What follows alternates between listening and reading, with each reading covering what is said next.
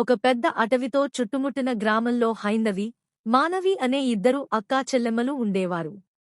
వారి స్వభావాలు చాలా భిన్నంగా ఉన్నా వారి బంధం ఎంతో బలంగా ఉండేది. పెద్ద అక్క హైందవి సాహసవంతురాలు, ధైర్యంగా ముందడుగు వేయనిదే ఊరుకోదు.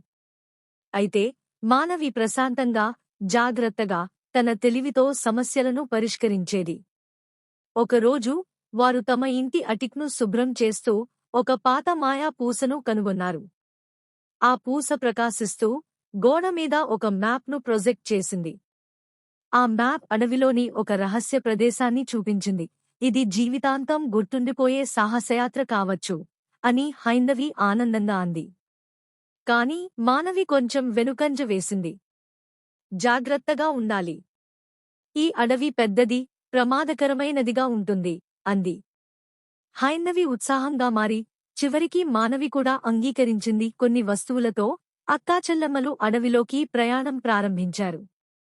చక్కటి చెట్లు, వంకర్ల బాటలు ఉన్న అడవిలో వారు మ్యాప్ను అనుసరించారు. మార్గమధ్యలో ఒక ప్రవాహవంతమైన నది వారి దారిని అడ్డుకుంది.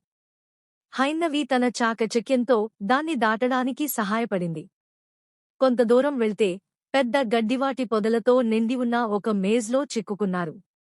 అక్కడ మానవి తన పరిశీలనతో సరైన మార్గాన్ని కనుగొంది. కొన్ని గంటల తర్వాత వారు మ్యాప్లో చూపిన రహస్య ప్రదేశానికి చేరుకున్నారు.